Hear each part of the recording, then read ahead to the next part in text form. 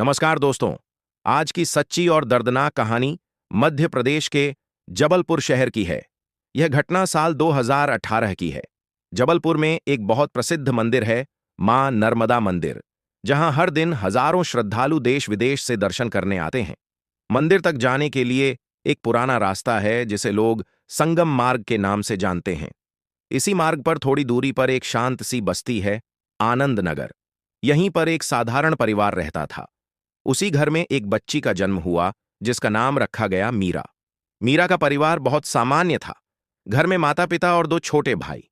उस दौर की सोच ऐसी थी कि बेटियां परिवार की इज्जत मानी जाती थीं। यही वजह रही कि उसके माँ बाप हमेशा इस चिंता में रहते कि कहीं कोई बात उनकी इज्जत पर आंख न डाल दे। अरे भाई, वही जो आप सोच रहे हैं। समय बीतता गया और जब मीरा 14 साल की हुई तो उसके माता पिता ने जल्दी से जल्दी उसकी शादी कराने का सोचने लगे।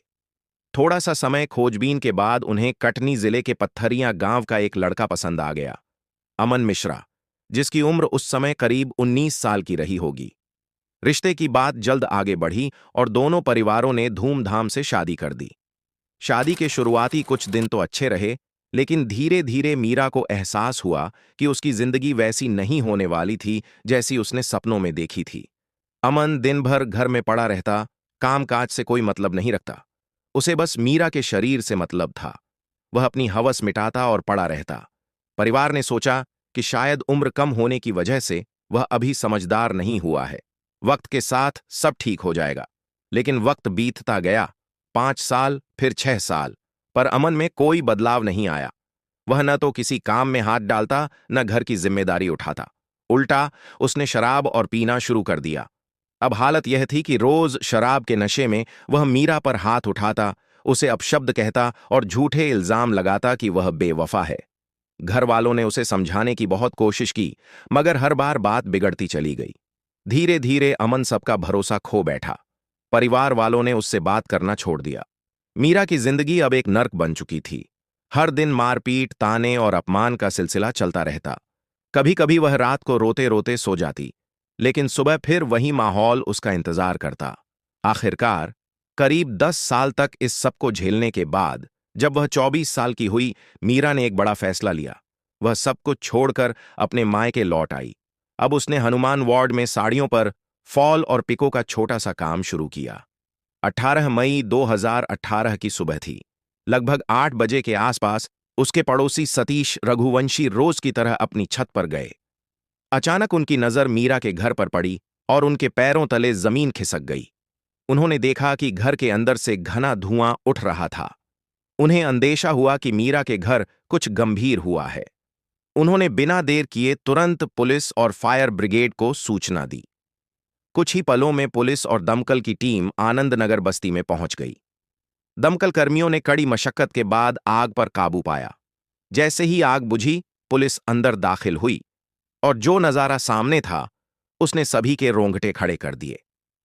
रसोई घर के बीचों बीच एक महिला की लाश पड़ी थी। लाश को किसी ने मोटे गद्दे और पुरानी दरी से ढक रखा था। वह लाश किसी और की नहीं, बल्कि मीरा मिश्रा की थी। मीरा के दोनों हाथों की नसें कटी हुई थीं। उसकी गर्दन पर किसी धारदार हथियार से किए गए कई गहरे वार थे। दीवारों, दरवाजों और फर्श पर जगह जगह खून के छींटे फैले हुए थे। स्पष्ट था कि यह कोई साधारण मौत नहीं, बल्कि निर्मम हत्या थी। संगम चौकी के प्रभारी गगन बादल को जैसे ही खबर मिली, उन्होंने तुरंत इसकी जानकारी एसपी सचिन चौबे और एफएसएल अधिकारी प्रीति गायकवाड़ को दी। घटना बेहद संवेदनशील थी, इसलिए दोनों अधिकारी फौरन मौके पर पहुंच गए। जब उन्होंने घर का मुआयना किया तो कई चौंकाने वाले तथ्य सामने आए। पूरा घर अस्त व्यस्त पड़ा था। बेडरूम का दरवाजा टूटा हुआ था। लेकिन सबसे विचित्र बात यह थी कि मीरा के शव के पैरों के बीच एलपीजी सिलेंडर की पाइप फंसी हुई थी। यह दृश्य इतना अजीब था कि अनुभवी पुलिस अधिकारी भी कुछ पल के लिए हैरान रह गए। शव लगभग 90% जला हुआ था। पुलिस ने तुरंत लाश को पोस्टमार्टम के लिए भेज दिया। रिपोर्ट आई तो सबके होश उड़ गए। मीरा को जिंदा जलाया गया था। अब सवाल यह था कि किसी ने इतनी बेरहमी से ऐसा क्यों किया। पुलिस ने इलाके में पूछताछ शुरू की। लोगों से पता चला कि मृतका मीरा मिश्रा नाम की महिला थी, जो दिलीप शर्मा नाम के एक व्यक्ति के साथ रहती थी। एसपी ने तुरंत संगम थाने के टीआई गगन बादल की अगुवाई में एक विशेष जांच टीम गठित की। टीम में SI BS Mandloi, Sanjay Rajput, head constable Surendra Singh और साइबर सेल की इंस्पेक्टर दीपिका शिंदे को शामिल किया गया। सबसे पहले शक की सुई दिलीप की ओर घूमी। मकान मालिक ने बयान दिया कि जनवरी महीने में यह मकान दिलीप शर्मा को किराए पर दिया गया था। जब इंस्पेक्टर दीपिका शिंदे ने दिलीप से पूछताछ की तो उसने यह स्वीकार किया कि उसका और मीरा का रिश्ता था, लेकिन उसने दावा किया कि हत्या से उसका कोई लेना देना नहीं है। उसी दौरान मीरा के दोनों भाई भी वहां पहुंचे। बहन की लाश देखकर दोनों फूट फूट कर रो पड़े। उन्होंने साफ तौर पर दिलीप पर आरोप लगाया कि वह आए दिन मीरा को पीटता और अपमानित करता था।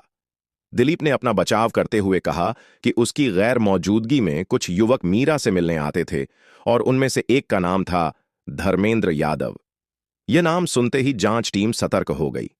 रात करीब 12 बजे पुलिस टीम धर्मेंद्र के घर पहुंची। अचानक पुलिस को सामने देखकर धर्मेंद्र के चेहरे का रंग उड़ गया। वह बुरी तरह घबरा गया। इंस्पेक्टर दीपिका ने जब गौर से देखा तो उसके दोनों हाथों पर गहरे कट और खरोंच के निशान साफ दिखाई दिए। उसी पल दीपिका को एहसास हो गया, यही वह शख्स है जिसने मीरा की हत्या की होगी। बिना वक्त गंवाए उन्होंने सख्त लहजे में पूछा, सच सच बता धर्मेंद्र, तूने मीरा को क्यों मारा? किस लिए मारा? पहले तो धर्मेंद्र टालता रहा, पर जब सवालों की बौछार बढ़ी तो आखिरकार वह टूट गया। उसने अपना जुर्म कबूल करते हुए जो कहानी सुनाई, उसने सबको सन्न कर दिया।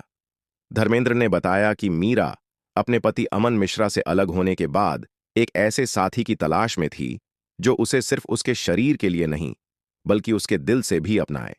वह किसी ऐसे इंसान की खोज में थी जो उसकी तन्हाई और संघर्ष में उसका साथ दे सके। लेकिन समाज के ज्यादातर लोग उसे गलत नजरों से देखते थे। अक्सर कई पुरुष उससे दोस्ती करने की कोशिश करते, पर मीरा समझ जाती कि वे सब सिर्फ उसका फायदा उठाना चाहते हैं। इसी दौरान उसकी मुलाकात दिलीप शर्मा नाम के व्यक्ति से हुई। दिलीप उसे दूसरों से अलग लगा, विनम्र, देखभाल करने वाला और भरोसेमंद। हालांकि वह शादीशुदा था और उसकी पत्नी गांव में रहती थी, फिर भी जबलपुर शहर में उसका आना जाना पूरी आजादी से होता था। धीरे धीरे मीरा और दिलीप शर्मा के बीच नजदीकियां बढ़ती चली गईं। दोनों ने एक दूसरे के अकेलेपन और कमजोरियों को समझा। समय बीतने के साथ दिलीप मीरा के जीवन में एक सहारा बन गया। वह न केवल भावनात्मक रूप से उसका साथ देने लगा, बल्कि आर्थिक मदद भी करने लगा।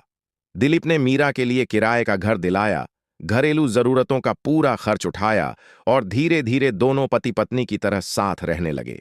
असल में दिलीप उन लोगों में से था जो गांव में पत्नी रखते हैं और शहर में किसी और औरत के साथ अलग जीवन जीते हैं।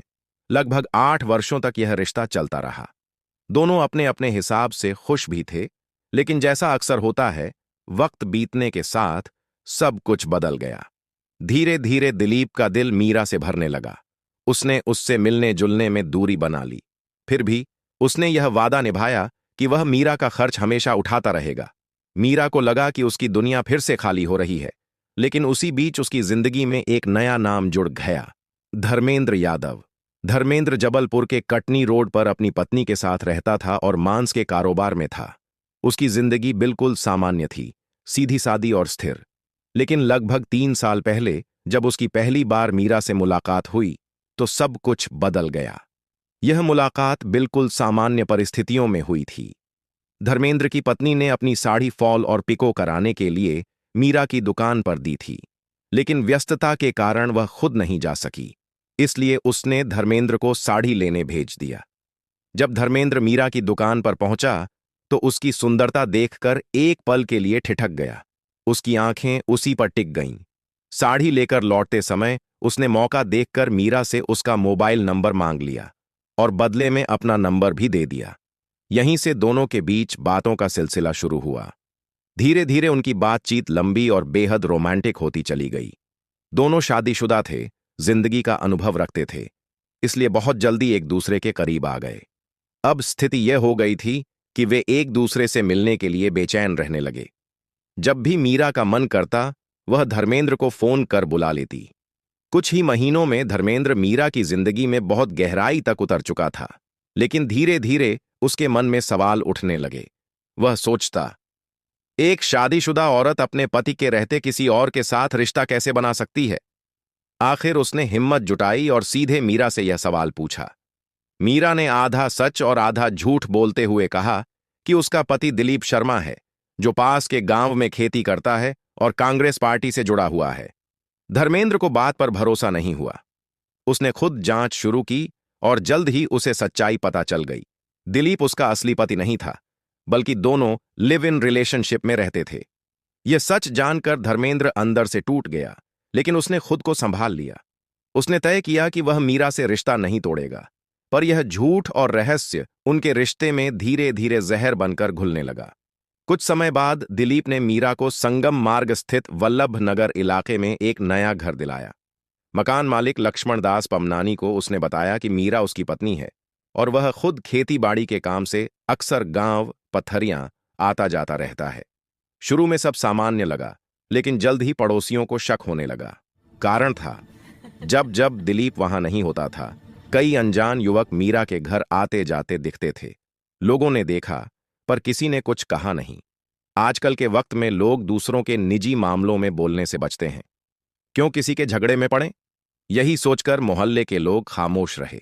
वे बस नजरें फेर लेते और मन में बातें समझ लेते थे। लेकिन दिलीप तक भी यह खबर पहुंच गई थी।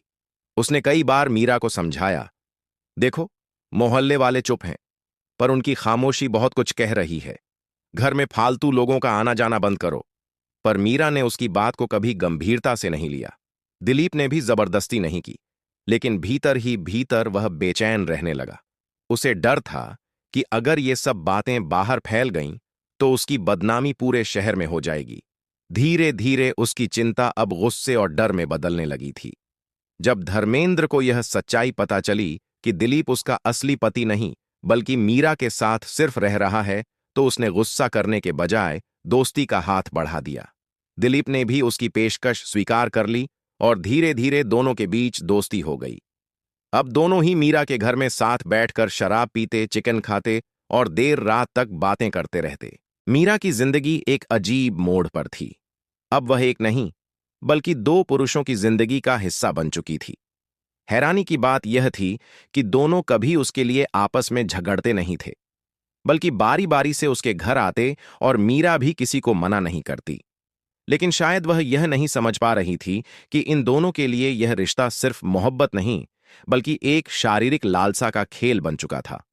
वक्त बीतने के साथ साथ मीरा का मन भी इन दोनों से भर गया। उसने और लोगों से मेलजोल बढ़ाना शुरू कर दिया। कुछ नए चेहरे उसके घर आने लगे। कभी कोई कॉलेज का लड़का, तो कभी मोहल्ले का कोई बेरोजगार युवक। दिलीप ने इस बात पर ज्यादा ध्यान नहीं दिया, क्योंकि अब वह खुद भी धीरे धीरे मीरा से दूर जा रहा था। लेकिन धर्मेंद्र के अंदर जलन और गुस्सा बढ़ने लगा। अपने बयान में धर्मेंद्र ने कहा था कि उसे दिलीप से कोई परेशानी नहीं थी, मगर मीरा का बाकी लड़कों से नजदीकियां बढ़ाना उसे बर्दाश्त नहीं था।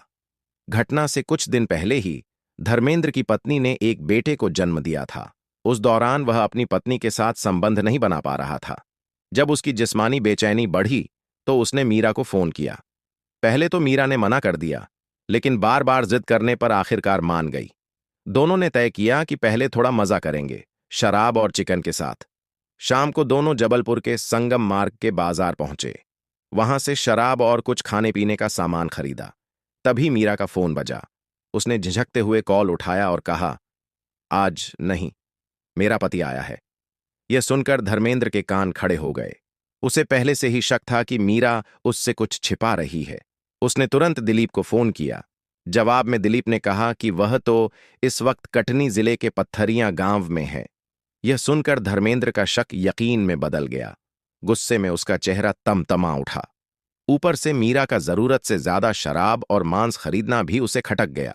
उसका मूड खराब हो गया और वह वहां से गुस्से में चला गया, मगर उसके भीतर आग धधकती रही। आधी रात को धर्मेंद्र सीधे आनंद नगर बस्ती में मीरा के घर पहुंच गया। दरवाजा आधा खुला था। अंदर से हंसी और गाने की आवाज आ रही थी। झांक कर देखा तो मीरा दो और लड़कों, रवि और मनोहर, के साथ शराब और चिकन का मजा ले रही थी। यह देखकर धर्मेंद्र का खून खौल उठा। वह अंदर घुसा और जोर जोर से चिल्लाने लगा, मीरा, तूने मेरे साथ ऐसा धोखा किया? मौके पर झगड़ा इतना बढ़ गया कि रवि और मनोहर डरकर भाग गए। अब मीरा और धर्मेंद्र आमने सामने थे। बात गाली गलौज से शुरू होकर धक्का मुक्की तक पहुंच गई। गुस्से में अंधा हुआ धर्मेंद्र वहां रखी शराब की बोतल से मीरा पर हमला कर बैठा। मीरा जमीन पर गिर गई और कुछ ही पलों में उसकी सांसें थम गईं। मनोहर, जो बाहर छिपकर सब देख रहा था, भागता हुआ हनुमान वार्ड की ओर निकल गया और बाद में पुलिस के सामने सरकारी गवाह बन गया। पुलिस ने कुछ ही घंटों में धर्मेंद्र को गिरफ्तार कर लिया। जांच में पता चला कि मीरा और धर्मेंद्र के बीच पिछले कई महीनों से झगड़े चल रहे थे। मीरा अब इस दुनिया में नहीं रही, धर्मेंद्र जेल की सलाखों के पीछे है और दिलीप अपनी पुरानी जिंदगी में लौट चुका है। पर सवाल आज भी बाकी है, क्या मीरा की गलती सिर्फ यह थी कि उसने एक गैर जिम्मेदार पति के बाद सहारा ढूंढा, या फिर असली गलती उस समाज की है जिसने उसे कभी सच्चे रिश्ते का भरोसा नहीं दिया? शायद अगर वह इन सब रिश्तों के जाल में ना फंसी होती तो आज जिंदा होती, लेकिन उसके भीतर कहीं यह डर भी रहा होगा कब तक कोई उसका खर्च उठाएगा, और यही डर उसे गलत राह पर ले गया जिसने उसकी जान ले ली। दोस्तों, इस कहानी का मकसद किसी को ठेस पहुंचाना नहीं, बल्कि आपको जागरूक करना है। जिंदगी में सही और गलत के बीच की रेखा बहुत पतली होती है और एक गलत कदम किसी की पूरी दुनिया उजाड़ सकता है। आपके क्या विचार हैं इस घटना पर? कमेंट करके जरूर बताएं कि आप किस शहर या गांव से यह वीडियो देख रहे हैं। अगर आपको हमारी यह कहानी पसंद आई हो तो वीडियो को लाइक और शेयर जरूर करें और चैनल को सब्सक्राइब करना ना भूलें। वीडियो को अंत तक देखने के लिए दिल से धन्यवाद।